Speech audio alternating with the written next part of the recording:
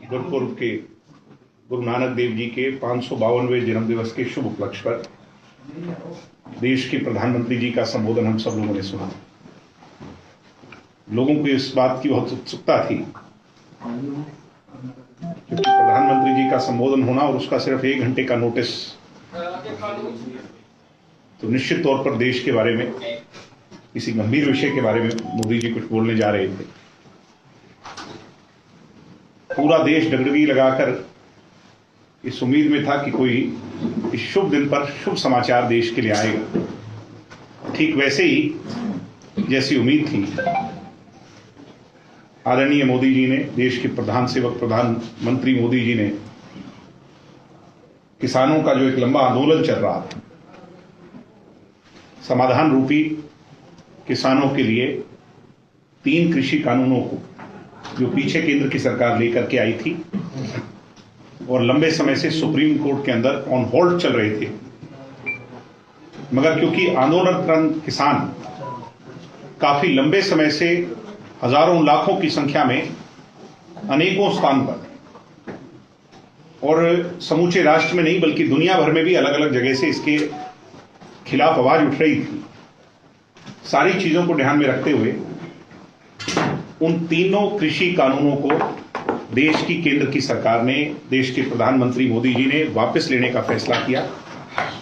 ये जो फैसला है, जननायक जनता पार्टी की तरफ से हम सब लोग इसका स्वागत करते हैं। ये स्वागत योग्य फैसला है। हमारी पार्टी की तरफ से मैं सबसे पहले सलाम करता हूं किसानों के इस बड़े आंदोलन को, जो शांति प्रिय तरीके से, बहुत से लोगों के बैड एलिमेंट्स शामिल हो जाने के बावजूद भी हर तरीके का प्रयास हुआ, पॉलिटिकलाइज करने का भी प्रयास हुआ, उसके बावजूद किसानों ने इस मुहिम को भटकने नहीं दिया, इसका राजनीतिकरण नहीं होने दिया, बल्कि किसानों ने जिस लड़ाई को लड़ने के लिए 1 साल तक संघर्ष किया, आज ये उनकी जीत हुई।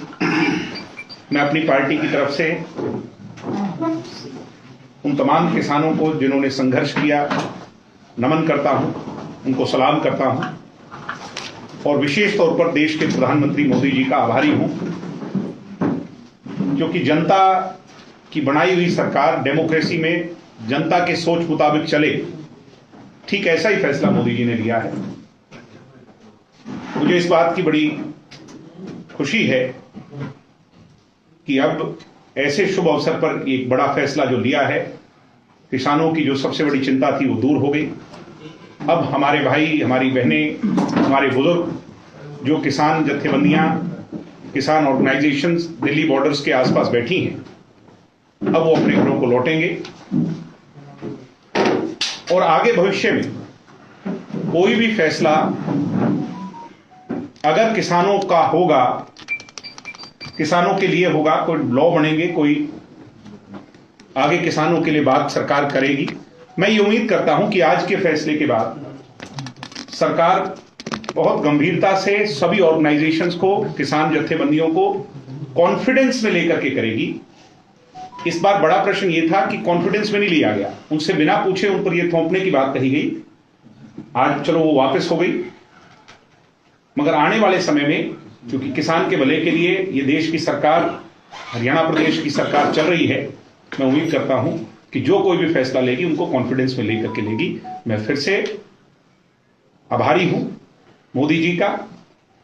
मैं आभारी हूं हमारे नेता आदरणीय दुष्यंत चौटाला जी का, जिन्होंने पिछले 1 वर्ष में अनेकों बार दिल्ली का दौरा कर किसानों की आवाज केंद्र नेतृत्व के सामने रखी, केंद्रीय कृषि मंत्री जी से मुलाकात की, 3 लोगों की जो कमेटी मिनिस्टर्स की थी उनसे मुलाकात की, देश के गृह मंत्री से मुलाकात की, देश के प्रधानमंत्री से मुलाकात की और इन विषयों को बड़ी मजबूती से किसान के हिसाब से रखा।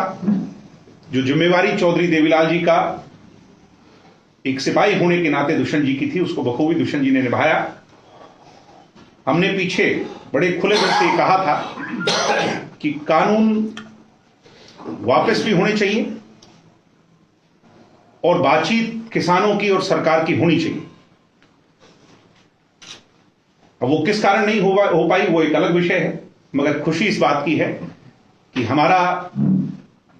हमारी भी जो नियत थी, जो हमारी सोच थी कि किसानों की इस बड़ी समस्या का हल होना चाहिए, आज वो हल हो गया। ये हम सब के लिए, ना केवल पार्टी के लिए, बल्कि हम स्वयं किसान हैं, किसानों की पार्टी है, इस फेटर्निटी से जुड़े लोगों के लिए, लाखों करोड़ों लोगों के लिए एक शुभ खबर, एक खुशी की खबर लेकर के आया है। मैं फिर से स्वागत करता हूं, आभार करता हूं देश की सरकार का और बधाई देता हूं, सलाम करता हूं, नमन करता हूं उन किसानों को जिन्होंने अपनी लड़ाई लड़ी और यहां इसके अंदर उनकी जीत। किसान आंदोलन को आप सफल मानते हैं? मैं किसान आंदोलन को निश्चित तौर पर इसलिए सफल मानता हूं क्योंकि 3 कानूनों के खिलाफ जो लड़ाई लड़ी जा रही थी, अपने विषयों को लेकर के बड़ी गंभीरता से जो सवाल उठाए जा रहे थे, जो चिंताएं थी आने वाली पीढ़ी के लिए, वो चिंता में ना बदल जाए, किसानों ने अपनी लड़ाई को बड़ी मजबूती से लड़ा, कानून वापस हो गए, ये उनकी सफलता के बाद। तो मुकदमे वापस करने के लिए बात करेंगे? हुए कई किसानों की जान गई है बड़ी संख्या में। हमारी पार्टी का ये मानना है कि तमाम किसानों पर, और आज से नहीं, आपको याद होगा जब सबसे पहले कुरुक्षेत्र में लाठियां चली थी तो हम उन सभी पीड़ितों से जाकर मुलाकात कर करके, यहां तक कि बुजुर्गों पर जब लाठियां चली थी तो हम उनसे माफी भी मांग करके आए थे, क्योंकि हम सरकार का हिस्सा हैं। आज मैं इस बात का पक्षधर हूं, मेरी पार्टी इस बात की पक्षधर है कि तमाम किसानों पर इस आंदोलन के दौरान अगर मुकदमे जो दर्ज हुए हैं वो वापस होने चाहिए, हम इस बात के पक्षधर। और एक दूसरा इसी में विषय है जी, जिस तरह से मुकदमों की आप बात करते हैं, कई लोगों ने इस दौरान किसानों की जान गई है इस आंदोलन के दौरान। क्या अब ये मांग उठ रही है कि उनके परिजनों को सरकारी नौकरी निश्चित तौर पर दिया जाए? निश्चित तौर पर मांग उठाएंगे सरकार से? निश्चित तौर पर जिस बात को स्वयं केंद्र की सरकार ने, प्रधानमंत्री जी ने आज मान लिया, कानून वापस ले लिए और देश का सबसे बड़ा ओहदेदार जब क्षमा याचना करे तो निश्चित तौर पर यह आंदोलन और इसमें जो सैक्रिफाइस हुआ है उसकी कॉम्पनसेशन भी होनी चाहिए। किसान अभी घर जाने के मूड में दिख नहीं रहे हैं, आप क्या कहना चाहेंगे किसानों? अब ये उनका फैसला है। सरकार की जो जिम्मेवारी थी, जिसके नाम पर आंदोलन चल रहा था, 3 कानून वापस हों, जिनको वो काला कानून कह रहे थे, वो सरकार ने वापस ले लिए हैं। हाँ, अगर वो ये सोचते हैं कि पार्लियामेंट में जब तक इस पर गैजेट नोटिफिकेशन नहीं आ जाती, मैं मानता हूं उसमें भी 5, 7, 10 दिन की देरी और है, वो भी हो जाएगा। सेशन शुरू होने वाला है और मुझे उम्मीद है कि जल्द होगी। दिग्विजय जी, विपक्ष इसको सरकार की हार के तौर पर पेश कर रहा है। सब अपने अपने हिसाब से अपनी परिभाषा देंगे, क्रेडिट लेने वाले क्रेडिट भी लेंगे, मगर हमारी पार्टी की एक सोच साफ है कि ये लड़ाई ना तो राजनीतिक थी, ना सामाजिक थी, ये लड़ाई तो एक वर्ग की लड़ाई थी जो इस देश को चलाता है। 70% उसकी संख्या है, जिसकी सोच पर यह देश चलता है। अगर उसको कोई कानून उसके लिए लाए गए, अच्छी या बुरी नीयत, वो मैं उस पर चर्चा नहीं करूंगा। सरकार की नीयत कभी बुरी नहीं हो सकती किसानों के लिए, मगर उनको समझा पाने में अगर सरकार कामयाब नहीं हो पाई, उन्होंने वो वापस ले लिए और मोदी जी ने बड़ा दिल दिखा करके वापस लिए। मैं उसके लिए उनका आभार।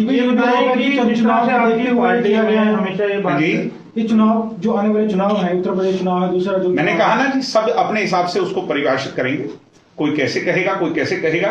चुनाव इससे पहले भी हुए हैं, उपचुनाव भी हुए हैं और अन्य चुनाव भी हुए हैं जहां इसका कोई खासा असर नजर नहीं आया। मुझे नहीं पता कि यूपी में या अन्य प्रदेशों में इसका क्या असर नजर आता, मैं उस पर आज टिप्पणी नहीं कर सकता क्योंकि भविष्य का सवाल। देर से आई, देर से आई, ये कहा जा रहा है कि देर से आई, ये फैसला पहले करना चाहिए। निश्चित तौर पर पहले हो जाना चाहिए था। किस कारणवश नहीं हुआ, मैं इसका उत्तर देने लायक नहीं हूं, मगर जो फैसला हुआ है, हम प्रेजेंट में जीने वाले लोग हैं, भविष्य की ओर देखने वाले लोग हैं उम्मीद से, और एक अच्छा फैसला। दिग्विजय जी, जो ये एमएसपी का कह रहे हैं कि एमएसपी का कानून बने, क्या आप भी इसके पक्षधर हैं कि एमएसपी का कानून बनना चाहिए? मैं तो इस बात का, और मैं क्या, मेरी पार्टी इस बात की पहले दिन से पक्षधर है। मुझे हैरानी होती है कि कुछ लोग आज ये कह रहे हैं कि एमएसपी पर चर्चा क्यों नहीं हुई। मैं बड़े खुले दिल से कह रहा हूं कि एमएसपी पर कानून बनना चाहिए। एमएसपी हर किसान को उसकी फसल की लागत मूल्य पर मिलनी चाहिए। इसके लिए हरियाणा प्रदेश के अंदर दुष्यंत चौटाला 11 फसलों पर एमएसपी दे रहे हैं। इस देश में कोई भी ऐसा प्रदेश नहीं है जहां पर इतनी फसलों पर एमएसपी मिल रही हो। फिर भी केंद्र की सरकार फेडरल लॉ बना करके इस पर कानून लाए, जिससे सिर्फ हरियाणा के किसानों को ही नहीं, पंजाब के किसानों को नहीं, बल्कि इस देश के तमाम जितने भी प्रदेश हैं सब किसानों को, एक एक किसान को, गरीब से गरीब किसान को भी एमएसपी का लाभ। क्या ये संभव है? हाइपोथेटिकली तो आज कुछ भी कहा जा सकता है, मगर कानून सरकार बनाती है और वो कैसे संभव होता है वो भी हमने इतिहास में देखा है। इस पर कानून लाना चाहिए और बड़ी गंभीरता से इसके बारे में रिसर्च कर करके फॉर्मूला डेवलप करना चाहिए जिससे हर किसान को एमएसपी मिले। ठीक है। Thank you ji.